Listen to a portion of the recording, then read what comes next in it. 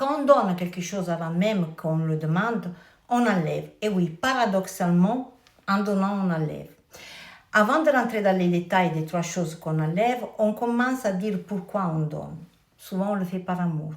Peut-être qu'on a tellement désiré quelque chose qu'on n'a pas reçu qu'on essaie d'épargner, surtout nos enfants, de ce douloureux sentiment de manque. Mais sans le besoin, il n'y a pas le désir. Et comme il dit le proverbe, la nécessité est la mère de l'invention. Et en donnant avant même qu'on le demande, on supprime justement ce besoin, c'est-à-dire le désir.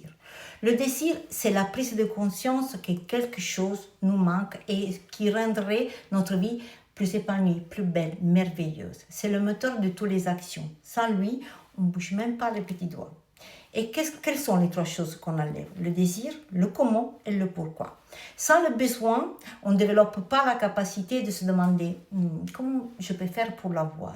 Et entre le désir et sa réalisation, il y a l'étude, l'effort, la pratique qui devient expérience. Le comment naît de l'imagination, qui s'est mis en marche, trouve des solutions, construit les moyens pour le réaliser. L'imagination n'a pas de limites, mais qui existent dans la vie réelle. Et c'est qu'en ouvrant avec ces limites qu'on peut évoluer et grandir. Et qu'est-ce qui nous soutient lorsque le désir vacille? Un pourquoi fort, une raison qui nous pousse à aller de l'avant, même lorsque le comment devient difficile. Désirer ne signifie pas toujours obtenir, cela signifie traverser des étapes très précieuses. Imaginez comment atteindre nos objectifs. Affronter la frustration de ne pas y parvenir. Découvrir si on le veut vraiment et qu'est-ce qu'on est prêt à donner pour l'obtenir. Mais alors, le problème est donné? Non. Le problème, ce n'est pas donner, c'est donner trop. Même quand nos enfants ils nous disent « Maman, papa, est-ce que tu m'achètes ça ?»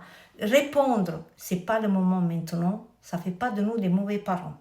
On est en train de faire la chose plus difficile, dire non, mais importante. On les accompagne dans la découverte de la vie. Un voyage qui signifie apprendre à distinguer l'essentiel du superflu. Accepter qu'on ne peut pas toujours tout avoir et toujours tout de suite. Et découvrir que quand on choisit quelque chose qui nous plaît vraiment, on vit mieux. Même l'engagement, il devient plus fort. Et ça là, c'est grandir.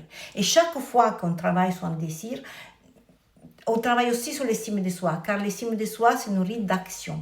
Et un désir authentique nous fait dépasser les obstacles, la fatigue, il nous fait même perdre la notion du temps, et on va même au-delà de l'échec.